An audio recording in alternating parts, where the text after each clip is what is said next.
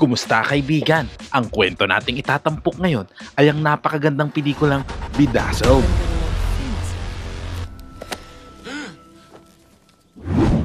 Nagsimula ang kwento sa pagpapakita kay Elliot, isang tao na kilala sa pagiging loser, people pleaser at laging pinagtatawanan. Socially awkward siya at hindi siniseryoso ng kahit sino, lalo na ng mga katrabaho niya. Alam naman ito ni Elliot pero patuloy pa rin siyang nakikisama sa kanila, umaasang magbabago ang trato nila sa kanya. Pero wala, ayaw ng mga katrabaho niyang makisama sa kanya dahil isa siyang loser. Isang gabi, pumunta siya sa isang bar kung saan nagkita-kita ang mga katrabaho niya, ngunit hindi siya imbitado ng mga ito kaya pinagtataguan nila si Elliot. Gayunpaman, ninais pa rin niyang sumama sa kanila kahit hindi maganda ang pakitungo ng mga ito sa kanya. Ilang sandali pa, bigla namang dumating si Allison, isa rin niyang katrabaho. Nagulat ang grupo nang ibunyag ni Elliot na alam niya ang mga gusto at ayaw ni Allison. Dahil dito ay pinilit nila siyang lapitan at kausapin ito. Nagpakilala si Elliot kay Allison at sinabing matagal na silang magkasama sa trabaho pero hindi siya nakilala ni Allison kaya umalis na lamang ito nang maramdaman niyang medyo napahiya siya. Pagkatapos ay nagsalita si Elliot sa kanyang sarili at sinabi niyang gagawin niya ang lahat para makuha ang atensyon nito. Dear God, I would give anything to have that girl in my life. Pagkatapos nito, isang billiard ball ang gumulong papunta sa kanya. Nang pulutin niya ito, may babaeng nakapulang damit ang tumawag sa kanya. Sinabi nitong narinig niya ang hiling ni Elliot. At pagkatira niya ng bola ay sa isang pumasok ang mga bola ng bilyar na dinaig pa si Efren Bata Reyes sa galing. Pagkatapos ay hinatid siya nito sa labas at hinalikan siya ng parang wala ng bukas.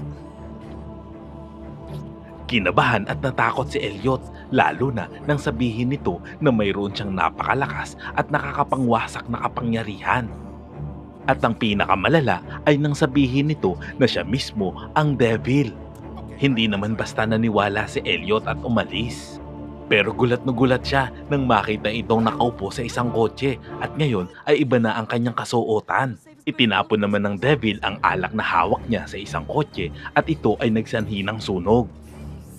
Nang mga sandaling iyon ay hinamon siya ng babae na humiling. Sarkastikong sinabi naman ni Elliot na bigyan siya ng Big Mac at malaking Coke. Tinupad naman ng devil ang kanyang hiling sa pamamagitan ng pagdadala sa kanya sa McDonald's at pagbabayad nito. Nang magsimula namang mainis si Elliot, isinakay siya nito sa kanyang sports car. Dinala siya sa isang club na pagmamay-ari nito kung saan ang lahat ay sumisigaw nang makita siya. Sa loob ng club ay gustong-gusto siya ng mga babae. Dinala siya ng devil sa opisina nito kung saan ipinakita rin nito ang lalaking version niya.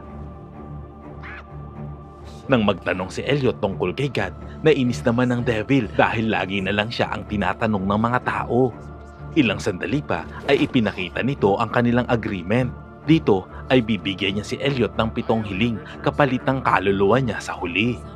Nag-alangan si Elliot pero ipinakita sa kanya ng devil ang eksena kung saan magkasama sila ni Allison. Dahil dito, pumirma siya nang hindi man lang binasa ng maayos ang kasunduan. Pagkatapos, binigyan siya ng devil ng isang pager at sinabing pindutin lamang ang 666 kung may mangyaring problema. Nang magkasundo, ang unang hiniling ni Elliot ay maging mayaman, makapangyarihan at ikasal kay Allison. Pagdilat ng kanyang mata, nagising siya sa kama, katabi si Allison at tahimik na nagdiwang. Agad na bumaba siya ng kanyang kwarto at napagtantong marunong na siyang magsalita ng Espanyol. Como dices, no habla español. Labis siyang natuwa sa mga nangyayari. Pagkatapos ay tinignan naman niya ang kanyang kabayong pangkarera at sobrang saya niya nang malaman kung gaano kaganda ang kanyang buhay. Ilang sandali pa, nakita niya si Allison na kasama ang tutor nito sa Ingles na si Raul. Masyadong malapit ang dalawa sa isa't isa, kaya nagalit siya. Kaya sa galit niya ay natanggal niya ang kanyang bigote. Sinabi din ng kanyang mga tauhan na matagal nang may relasyon ang dalawa. Dahil dito, agad na kinausap ni Elliot si Allison, ngunit sinigawan naman siya nito pabalik. Sinabi nito na ayaw niya na kay Elliot dahil nakakadiri ito. Sinimulan din siya nitong batuhin ng mga gamit sa kanyang kwarto. Bago pa makagawa ng anuman si Elliot, bigla naman siyang tinawag ng kanyang mga tauhan dahil may gulo sa kanyang pabrika. Natakot naman siya nang malaman niya na mayroon pala siyang sariling hukbo. Pagdating sa pabrika, nakita niya ang kanyang produkto at napagtanto na siya pala ay isang drug lord sa Colombia. Bigla namang dumating si Raul at inagaw ang lahat, pati ang mga tauhan niya ay nagtraidor sa kanya at lumipat sa kabilang panig. Tinangka siyang patayin ng mga ito, ngunit nakatakas siya gamit ang helicopter. Habang nakasabit, hinahanap niya ang pager ng Devil, ngunit nahulog ito kaya't hinabol niya sabay dial ng 666. Sa isang iglap, napunta siya sa Amerika at bumagsak sa ibabaw ng kotse. Naroon din ang Devil at nagbibigay ng parking tickets. Nang kumprontahin niya ito sa kanyang kahilingan, sinabi nito na hindi naman sinabi ni Elliot na gusto niyang mahalin din siya ni Allison. At dahil hindi nila alam ang tipo ng lalaki ni Allison, inalok muli siya ng Devil na puntahan ang kwarto nito. Bago umalis, ginulo nito ang traffic lights at nagbanggahan ang lahat ng sasakyan. Samantala, sa kwarto ni Allison, binasa ng Devil ang journal nito habang lumalabas ito mula sa shower. Dahil sa pagkakaroon nito ng evil magic, hindi sila nakikita o nararamdaman ni Allison. Nang mabasa ng Devil na gusto ni Allison ng mga sensitive at emosyonal na lalaki, nabaduyan ito sa tipo ng lalaki ni Allison. Samantala, hiniling naman ni Elliot na maging pinaka-emosyonal at sensitibong lalaki upang mahalin siya ni Allison. They were the most sensitive man in the world. Sa ilang sandali lang, nasa beach na si Elliot habang kasama si Allison. Palubog na ang araw at ang lahat ay napaka-romantikong pagmasdan.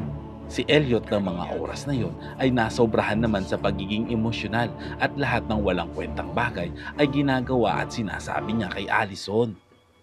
Sa oras na sila ay maghahalikan na, bigla namang dumating ang Devil upang sila ay istorbohin. Ilang sandali pa, bigla namang may dumating na 3 machong lalaki at lumapit sabay hinagisan sila ng buhangin. Bahinahon naman na sinabihan ni Elliot na umalis na ang mga ito. Samantala, inimbitahan naman ng mga ito si Allison para uminom ng beer sa loob ng kanilang van. Masayang sumama naman si Allison sa mga ito at sinabihan si Elliot na ang gusto niya ay ang matapang at malakas na lalaki.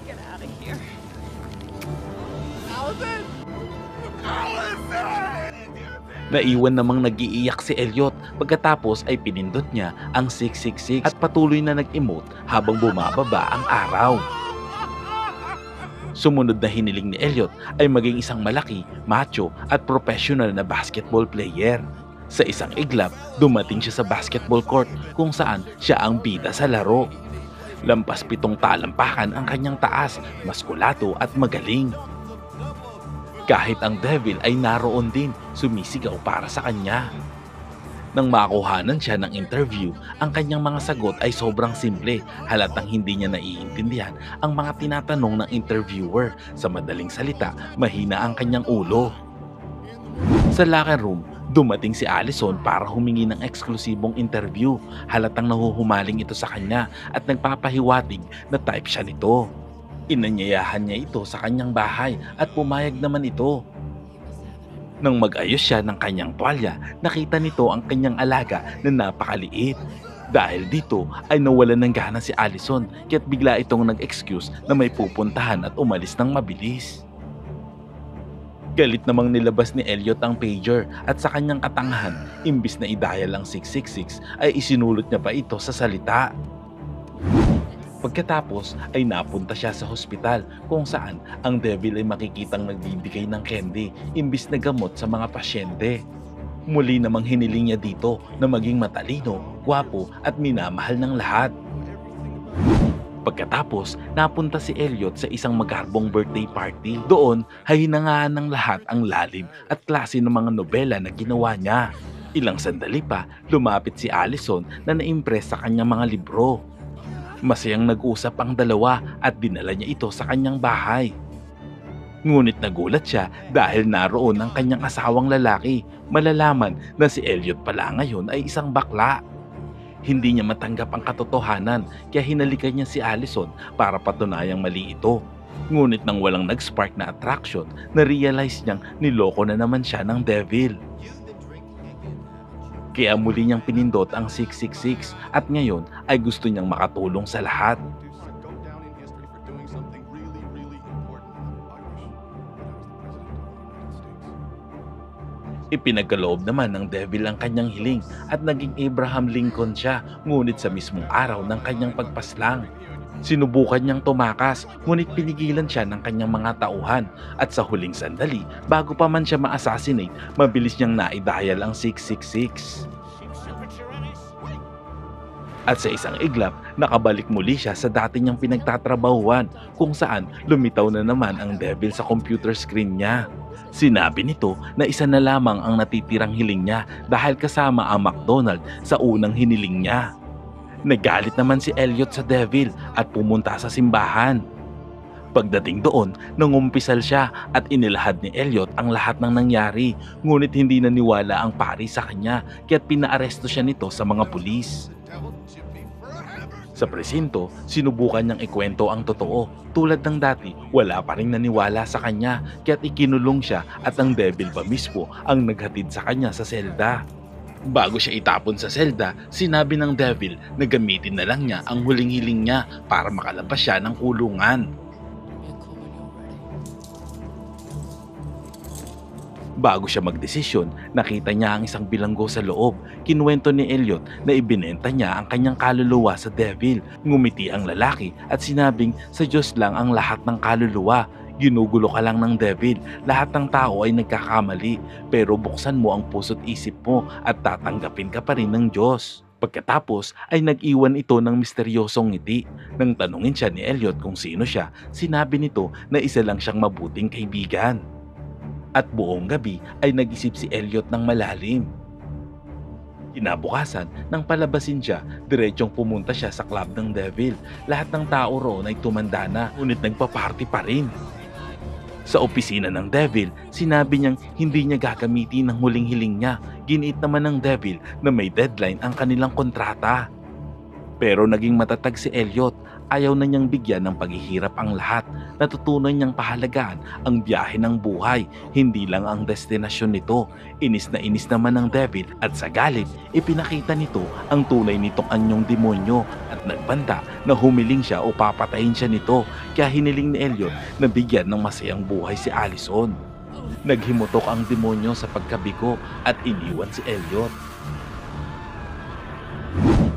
Sa ibang eksena, nagising si Elliot sa isang ordinaryong gusali. Sinabi ng devil na ligtas na ang kaluluwa niya dahil ang pagiging hindi makasarili ay isang mabuting hiling na nag-void o nagpawalang bisa sa kontrata. Sinabi din nito na hindi alam yun ni Elliot kasi hindi nito binasa ang kontrata, sabay na tumawa. Masayang masaya si Elliot. Tinanong niya kung bakit biglang naging mabait ang devil sa kanya. Sumagot ito na nasa mundo lang ang langit at impyerno at ang Diyos lang ang magdidesisyon kung saan ang magiging destinasyon mo. Sinabi pa ng devil na naging masaya siya sa araw na magkasama silang dalawa at nagustuhan niya si Elliot. Tumugon naman si Elliot na siya ang isa sa pinakamabuting naging kaibigan niya. Pagkatapos, bumalik siya sa trabaho at normal na nakipag-usap kay Allison. Inaya niya itong makipag-date pero may boyfriend na pala ito. Tinanggap naman ni Elliot ang rejection nito bilang isang tunay na lalaki. Sa opisina, pinagtripan siya ng mga katrabaho niya hanggang sa sinunggaban niya ang isa at pinagtatakot sila. Mula noon, nirespeto na siya ng mga ito. Pag-uwi niya ng bahay, nakita niya na may bago silang kapitbahay at kamukha nito si Allison. Ang pangalan nito ay Nicole. Nagmagandang loob siya at tinulungan niya itong maglipat ng gamit at di nagtagal, nagkatuluyan silang dalawa. Dumating din ang tamang babae para sa kanya. Sa mga sandaling iyon, makikita namang naglalaro ng chess ang devil at ang Diyos at syempre makikitang nandadaya ang demonyo. Kung ikaw ang aking tatanungin kaibigan, kakagatin mo pa ang 7 hiling na ito at ano naman ang hihilingin mo? Salamat kaibigan at umabot ka sa punto ng video na ito. Anong masasabi mo sa ending ng kwento? Kung nagustuhan mo ito ay pwede ba akong makahingi ng like at pakitype naman sa comment section ang salitang maganda. At kung bago ka naman sa ating munting channel ay pasubscribe naman po bilang suporta at para maipagpatuloy natin ang paghahatid ng magagandang movie recap. Panoorin mo na rin po ang buong movie pag may time ka. Sana'y nagustuhan mo kaibigan ang kwentong ating itinampok. Kung magkagayon ay baka naman pwedeng pakilike ang video ito at pasubscribe na rin sa aking channel. Kung hindi mo naman ito nagustuhan ay pwede mong pindutin ang dislike button ng 2 beses para makasigurado ka.